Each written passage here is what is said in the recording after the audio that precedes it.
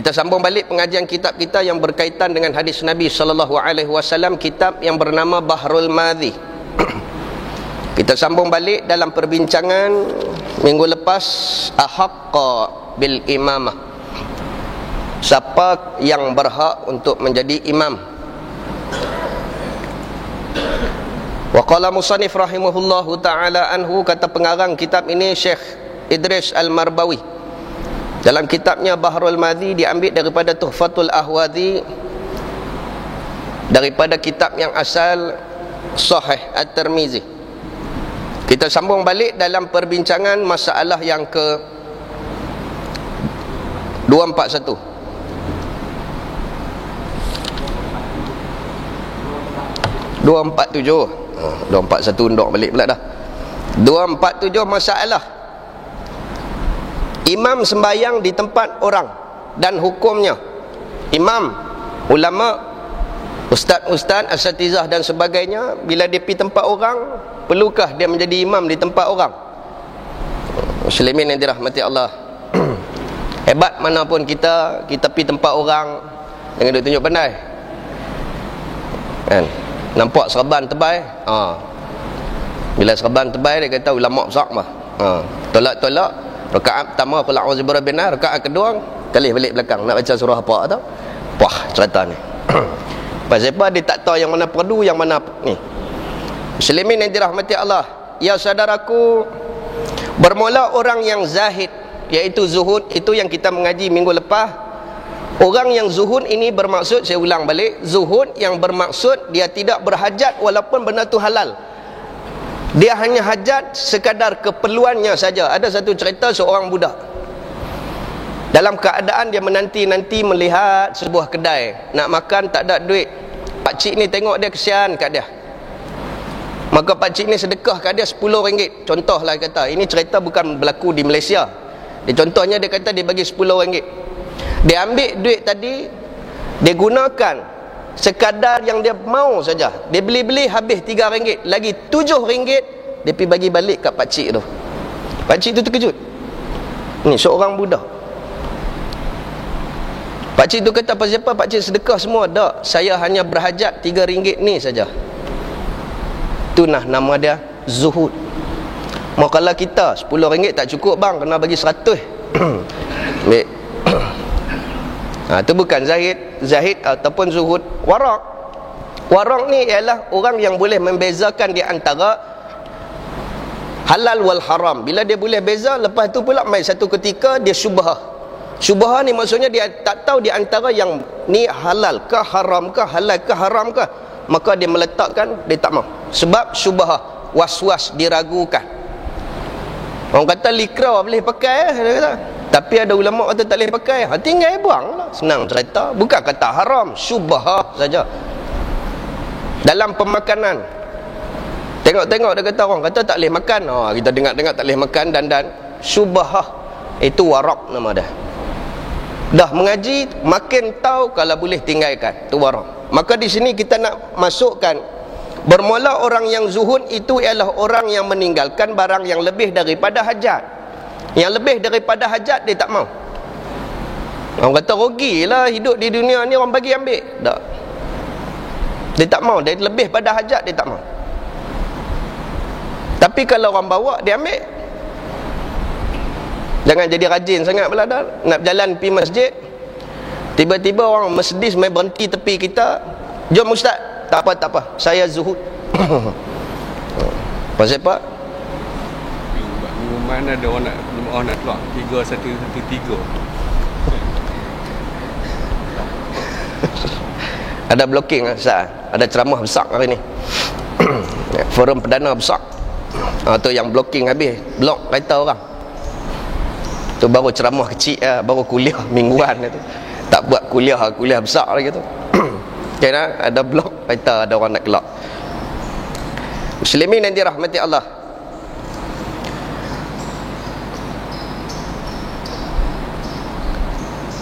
maka ialah orang yang lebih tinggi daripada orang warak.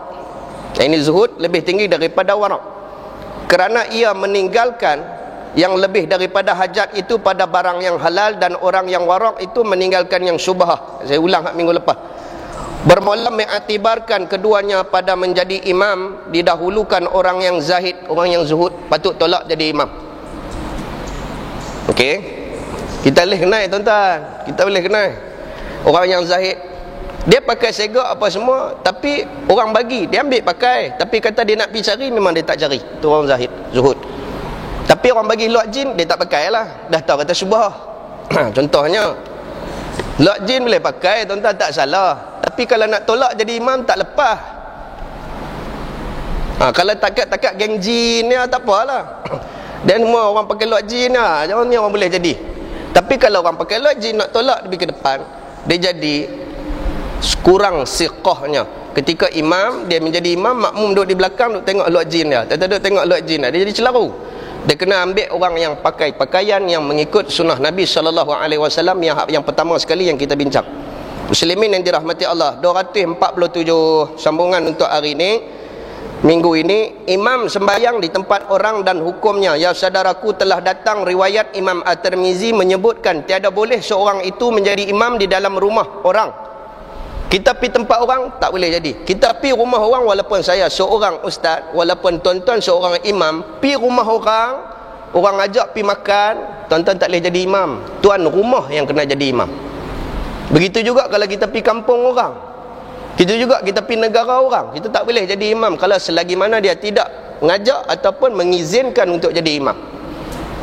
Sabit dengan situlah disebut dalam sabda Nabi SAW, wala yu'ammul rajulu fi sultanih, dan tiada boleh jadi imam seorang laki-laki akan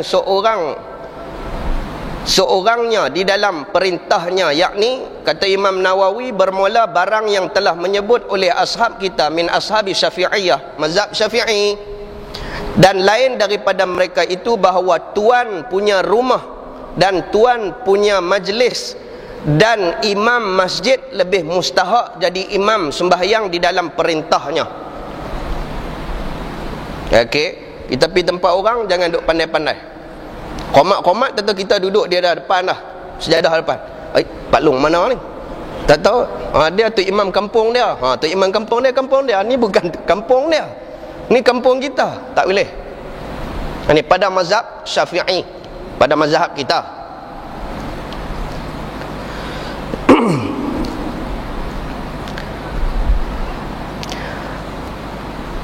Mustahak jadi imam sembahyang di dalam perintahnya itu daripada orang lain.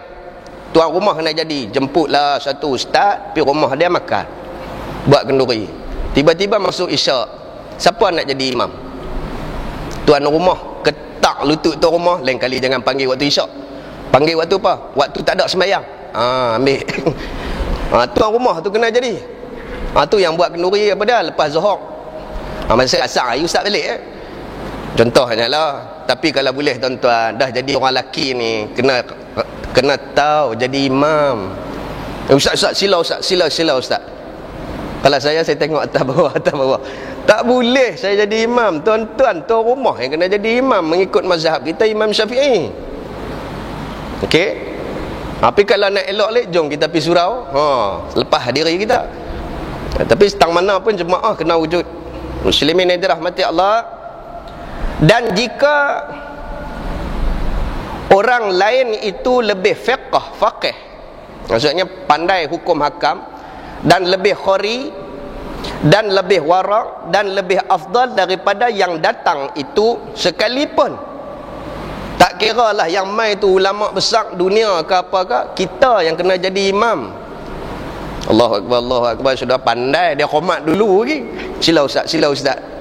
Tak boleh dia khomat tu nak lepas diri. Tuan-tuan, siapa yang berhak jadi imam kalau yang kita khomat? Orang yang khomat tu lah patut jadi imam. Tahu? Kita mengaji dah dulu ni. Tak hang khomat, hanya jadilah. Kelai. Yang kita hari ni, siapa yang berhak memberi izin untuk khomat? Imam.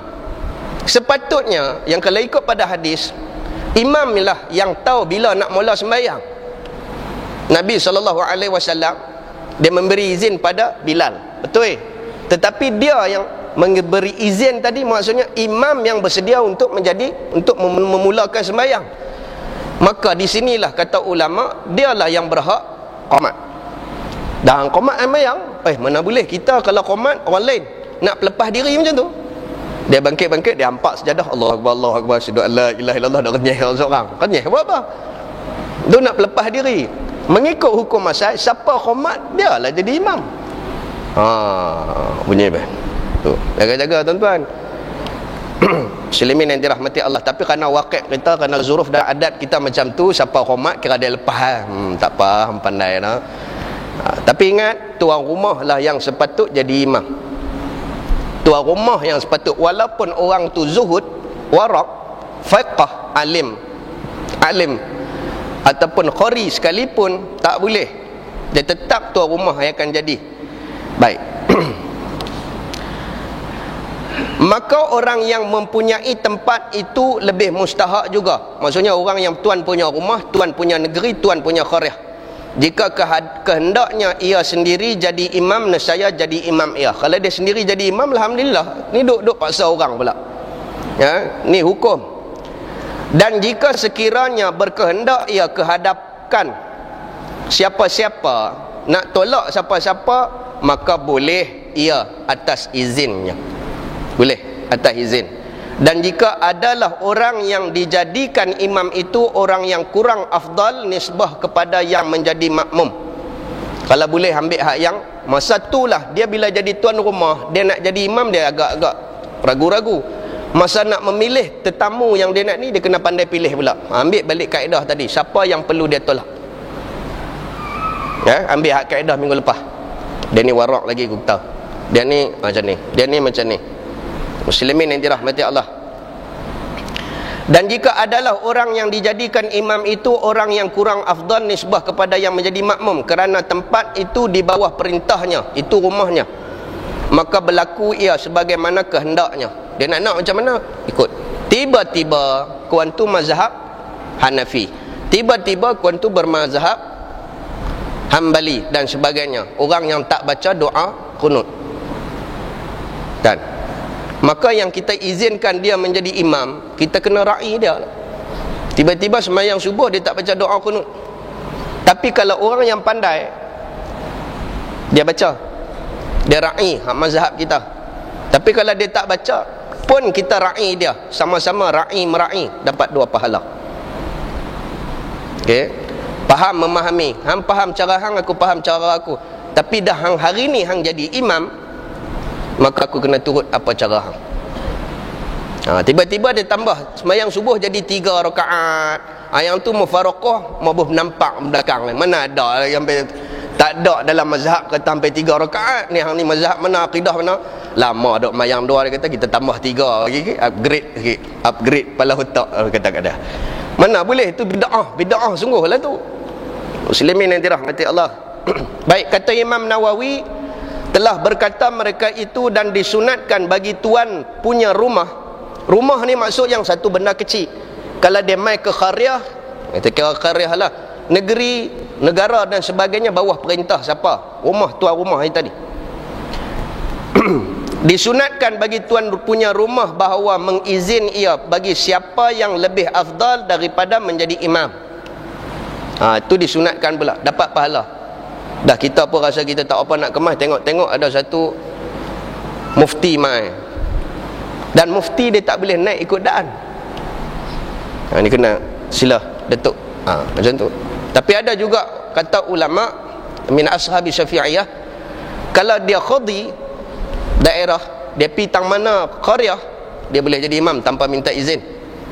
Kalau dia mufti ataupun raja sekalipun, tak perlu minta izin, sebab itu negeri dia, bawah jajahannya, tak perlu minta izin. Tetapi orang yang bermazhab Syafi'i, selagi mana tak izin jangan duk gatal. Tak kira lah ustaz mana kah. Tu kena ambil faham balik. Tapi kalau dah jadi sampai qadi, sampai jadi mufti, tak perlulah.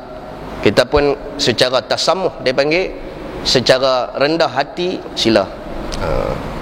Tu yang lebih baik, dapat pahala. Tuan imam yang kata sila datuk, dapat pahala tuan imam tadi, sunat. Muslimin yang dirahmati Allah. Masalah 248, Imam Sultan pada sembahyang bolehkah barang mana tempat? Imam Sultan. Imam Sultan kalau hari ni tak silap Syekh, selalu dia main, nama apa saya lupa dah. Senior saya, Syekh apa, Roslan. Ni apa dia imam Masjid Zahir, dia panggil Imam Sultan.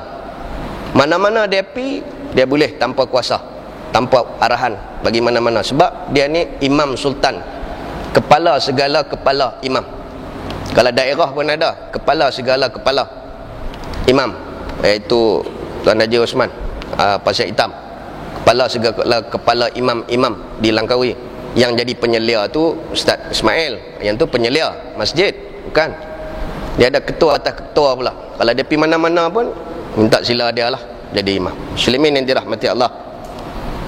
Telah berkata ashab kita min ashabi Syafi'iyah, maka jika datang sultan atau naibnya ke mana-mana rumah atau masjid di dalam perintahnya, nescaya bolehlah ia jadi imam di rumah orang dan di masjid itu dan di lain-lainnya dengan ketiadaan izin siapa-siapa. Itu tak apa. Okey. Kerana semuanya di bawah perintahnya dan perintahnya itu meratai semua yang di dalam negerinya. Muslimin yang dirahmati Allah. Terus nak bagi faham ya satu-satu, kot tak faham. 249, masalah duduk di tempat yang tertentu bagi seseorang, mukim, qaryah ataupun mustatin ataupun musafir. Contohlah di situ, ya saudaraku, adakah harus seseorang itu duduk di tempat yang tertentu bagi tuan rumah kerana dirinya sendiri seperti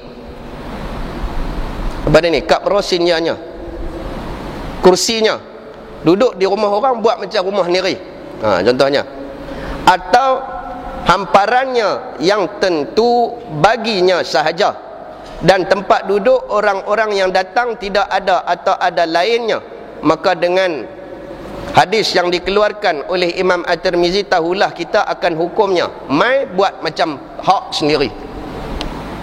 Ni tang ni saya, hari Jumaat saya yang tang ni contoh, ataupun yang ni tempat ni saya, kita main tempat orang, kita buat macam tu.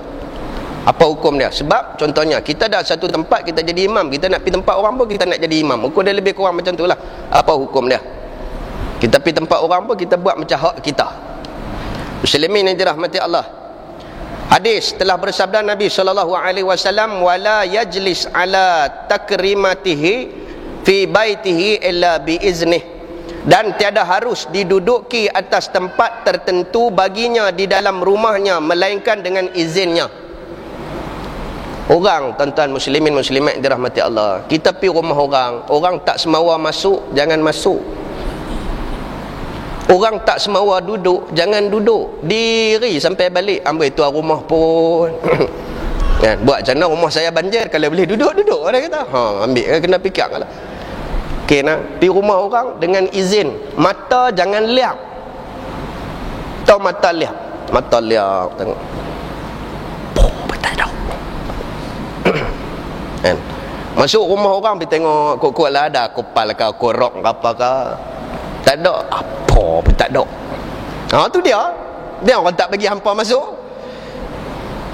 Kuat-kuat lah nak bagi tikak ke, koseng ke. Tu atas izin Islam ajak kita macam tu.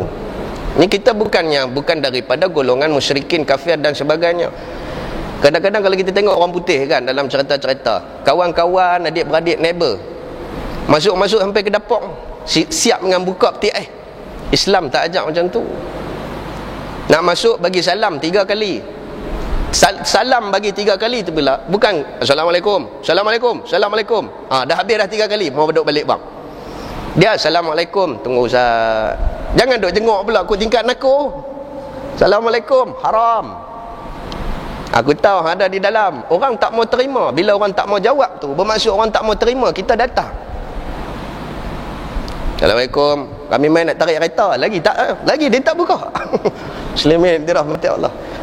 3 kali tu delay. Dah cukup 3 kali. Ni 11 kali dah bagi. Dah orang tak mau terima kita. Dan kalau orang buka pun duduk sembang depan pintu. Kalau tuan-tuan pegang pada hadis Nabi SAW kerana meraih tuan punya rumah, tuan-tuan berdiri dengan kepenatan tadi, tuan-tuan dapat pahala dah. Sebab Nabi tak bagi. Pula duk jenguk-jenguk pula ke dalam. Ayak tak ada ayak, duk jenguk ke dalam dapur. Keseluku saja orang ni sat lagi dia kata. Tak semua rumah yang kita pergi itu selesa. Itu sebab rumah orang Islam tidak perlu ada tunjuk menunjuk. Kadang-kadang masuk-masuk terus kepada katilnya, duduk atas katil itulah kosen dia. Itu sebab kadang-kadang orang tak boleh. Hari ni pasal apa yang terpaksa beli almari bubuh akopal? Pasal apa? Pasal ada geng nak mai lagi. Apa pun tak ada. Pasal itu yang kena beli. Kan? Pasal apa kena beli kosen? Pasal takut orang kata kita tak ada apa. Sedangkan Islam bukan ajak pun benda-benda macam tu. Masuk-masuk mai macam orang tua-tua dulu kita kan. Masuk-masuk mai dia buka-buka tikar mengkuang dia perang. Mai duduk. Duduk atas tu lah bersila. Pasal apa hari ni? Sebab kita dah lari daripada tujuan Nabi SAW supaya tidak menunjuk-nunjuk. Sebab itulah kata dengan izinnya, takut jadi fitnah, masuk sekali lagi jadi buah mulut orang. Tu yang payah tuan-tuan. Kita dah ikut tradisi orang lain daripada kita mengikut tradisi Islam. Hari ni kalau tak ada apa, jangan duk menikah. Dah lari daripada konsep asal. Tak ada apa tu, apa dia? Tak ada rumah. Rumah tu memang itu keperluan. Tak ada apa? Tak ada kosen, tak ada apa, jangan duk menikah. Oi, kosen pun masuk dalam kah? Syarat menikah kah? Tak ada boleh. Muslimin yang dirahmati Allah. Bantai tak ada, tak apa. Beli beras tidak buat bantai. Beras tu tadilah buat bantai. Dah. Ada orang dulu-dulu buat macam tu lah. Muslimin yang dirahmati Allah, nak kembali kepada sistem yang asal. Itu sebab kata minta izin atas sebab apa? Sebab takut masuk, bukan kata boleh masuk terus, atas izin.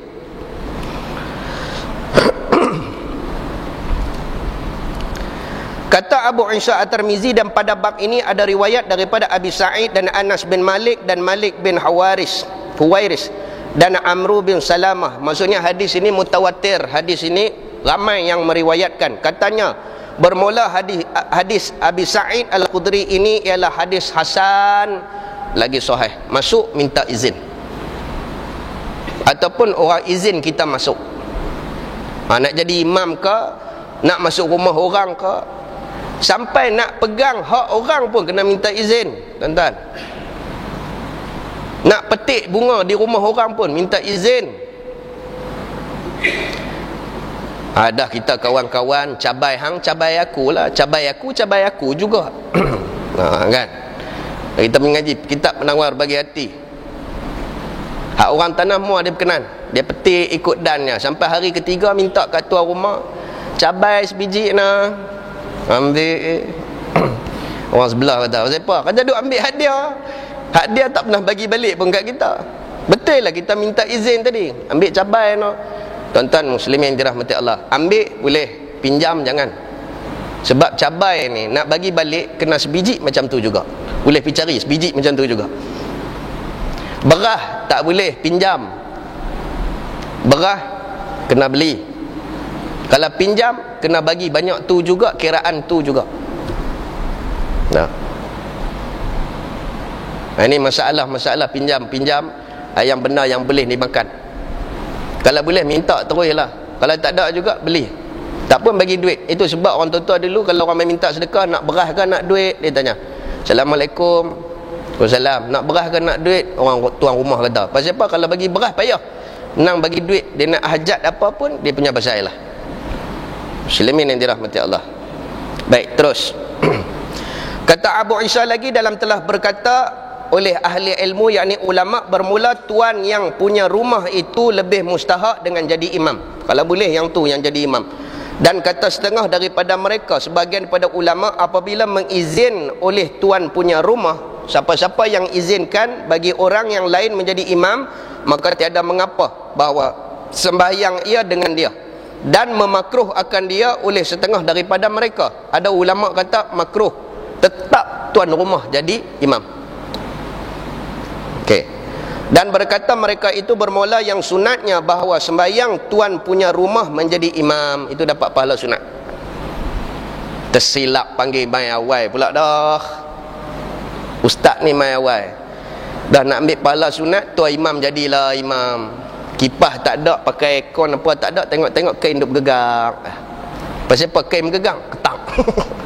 Macam mana pun dia kena jadi imam juga. Allahu Akbar. Lagu yang tak sedap jadi sedap. Bismillahirrahmanirrahim. Weh, taranum bila? Mana punya taranum ni? Bukan taranum, ketak. Alhamdulillah. Sedap dia jadi lagu pula. Okay. Pasal apa? Pasal ketak. Tuan-tuan, orang lelaki kena belajar jadi imam.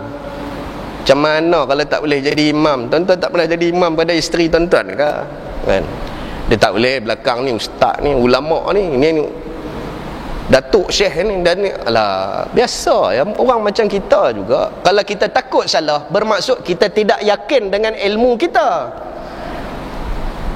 Tak yakin nak baca Fatihah. Pasal apa takut salah? Bermaksud Fatihah sebelum ni tak betul lah. Nang macam tu je. Pasal apa yang takut rokok, takut pelah Allah. Takut tak betul ustaz duk tengok di belakang. Bermaksud sebelum ni hang sembahyang tak betul lah, hang tak yakin atas diri hang. Jawapan saya itu ya. Kalau saya tolak siapa-siapa nak jadi. Pasal apa pula tak boleh? Saya takut tak betul. Takut tak betul, tak betul ya. Nang jawapan dah. Kalau tekak ketak suara boleh lagi. Dia jadi juga tapi ketak. Alhamdulillah. Tak apalah dia tahu kata dia ketak. Mau tolak ya ketak, mau tolak ya ketak. Kalau ketak mesti waktu kena tolak. Ketak, ketak. Muslimin yang dirahmati Allah. Nah, kalau kita takut jadi imam, bermaksud keyakinan kita dalam hal ibadah kita ada masalah. Terus 250 masalah. Imam kan lain daripada imam masjid pada masjidnya, apa hukum? Bagi imam lain jadi imam dalam masjidnya, maksudnya dalam rumahnya. Dan bermula imam bagi masjid itu seperti hukum tuan punya rumah. Maka aku tiada sukakan bahawa mara kehadapan menjadi imam oleh orang yang daripadanya melainkan sultan. Sultan yang layak siapa-siapa. Tiba-tiba ada sultan, ada pemerintah, ada dua imam. Imam Yue pun ada, Imam Masjid Al-Hana pun ada. Tiba-tiba imam ni kata tak mau Imam Masjid Al-Hana selalu sangat dah bagi Imam Yue. Tu dia berhak. Dia nak pilih mana-mana imam pun tak apa. Sebab dia sultan. Kadang-kadang dia buat main imam dia sendiri, betul tak? Kalau dia buat perasmian Tengku Sultan, dia takkan bagi imam hak tempatnya. Dia akan bawa imam dia sendiri. Syekh Roslan, Datuk Syekh Roslan sendiri akan jadi imam dia. Bermakna dia berhak memilih mana-mana imam. Selalunya qadi lah akan jadi, qadi setempat akan jadi. Tang mana dia pergi, qadi tu kena ikut. Tapi dia berhak memilih. Tiba-tiba dia tak mau, dia nak kau ni jadi imam dah. Berhak. Dan barang siapa yang jadi imam ia daripada beberapa laki-laki, daripada orang yang aku makruh akan dia, kita jadi makmum di depan orang yang makruh atas sebab memilih imam tak kena ataupun sebagainya, akan imamnya, maka mendiri ia akan sembahyang nescaya memadai imamnya. Dan bermula yang ikhtiar ialah barang yang telah aku sifatkan itu daripada mara jadi imam akan ahli fiqh. Sultan nak tolak dia ni, ataupun pemerintah nak tolak dia ni juga jadi imam, maka kalau boleh makruh juga dia jadi. Dia kata di sini kalau boleh cari yang warak, cari yang fiqh, cari yang khori, cari yang ni. Kadang-kadang contohnya lah pemerintah ni tolak kau ni, ada lebih warak daripada dia, maka makruh. Memang dia berhak tapi makruh atas makmum. Makruh saja, makruh tak semestinya haram. Makruh tu tak ada apalah. Okey, di sini muslimin yang dirahmati Allah. 251 masalah imamkan orang yang huduh perangai. Huduh lah perangai tapi dia jadi imam. Pipi tengok-tengok, Allah paklong ni jadi imam. Huduh sungguh lah. Kalau sembang dengan dia lak. Kalau dengan dia maki hamun. Kalau dengan dia taklah, huduh lah perangai ni. Tiba-tiba masuk dalam masjid dia jadi imam, siapa dia tolak tu? Macam mana hukum? Apa hukumnya? Kata Imam Syafi'i di dalam Al-Um, dan barang siapa yang sembahyang ia akan satu sembahyang daripada orang yang baligh, orang yang cukup umur, lagi muslim, yang mendirikan ia akan sembahyang nescaya memadai. Uduh perangai ke, pakai seluar jin ke, pakai baju Manchester United ke, dia tak pakai lebay ke, dia pakai topi, dia tarik ke belakang. Hak cepiu depan tu ditarik ke belakang. Repus dia tarik ke belakang. Sah kah mayang? Sah. Jangan pitak acong jadi imam dah. Acong jadi imam, tuan-tuan duk ikut belakang, lingkup lah. Acong tu tahu kata bukan Islam. Mailah siapa pun, kata Imam Syafi'i, memadai, boleh diterima pakai akan dia, dan mereka yang di belakangnya menjadi makmumnya oleh sembahyang mereka itu. Okey. Dan jika adalah ia ketiadaan dipuji akan halnya pada agamanya, contohnya orang tak pernah puji agama dia, fasik, dengan lok pendek lah, harap meh mayang lah, fasik, dengan tak pakai tudungnya kalau perempuan, dengan maki hamun mulutnya dan sebagainya. Huduh, tiada ketiadaan dipuji, tak ada langsung yang boleh dipuji dalam agamanya. Hal pada agamanya sehabis-habis kuat ia menyalahi puji-pujian pada agama sekalipun, boleh jadi imam. Boleh jadi imam, tapi jangan duk tolak ikut dan lah, habis tak ada siapa. Tanya-tanya mereka dua yang mai ada dalam surau dalam masjid. Tapi baguslah dia mau gak mayang. Kan geng Pek Hun. Pek Hun tahu Pek Hun? Pek Hun ni geng geng drak jugalah, ataupun lah ni geng Al-Ketumi. Geng Dong Ketum. Habis-habis kena lalu apa bagus punya dok ada. Habis dah apa tak ada, masuk jadi dua orang ni mayang. Boleh. Memang orang tak puji lah orang macam ni, tahu dah kata kaki ketum, kaki ni, orang tak puji depa ni. Maksudnya orang mencela. Boleh tak jadikan jadi sebagai imam. Tapi kalau dia duduk tiba-tiba ada orang dia ikut dia, kita boleh ikut. Tapi saja-saja tak pilih Al-Ketumi jadi imam, tu tak boleh. Kita pula dibergatai suruh yang tu. Tiba-tiba kawan baru lepas kena 5 minit tadi, melolong orang buat sembahyang isyak 4 rakaat, dia hantar 8. Ambil, tu dia lah. Kawan pun dipengaruhi bunyi pun. Tu janganlah. Tapi kalau dia duduk ada pipi, takkan kita nak sembahyang seorang kita pula. Dia duduk ada berimam. Boleh tak boleh? Boleh tak boleh? Imam Syafi'i kata boleh, memadai. Habis minimal lah.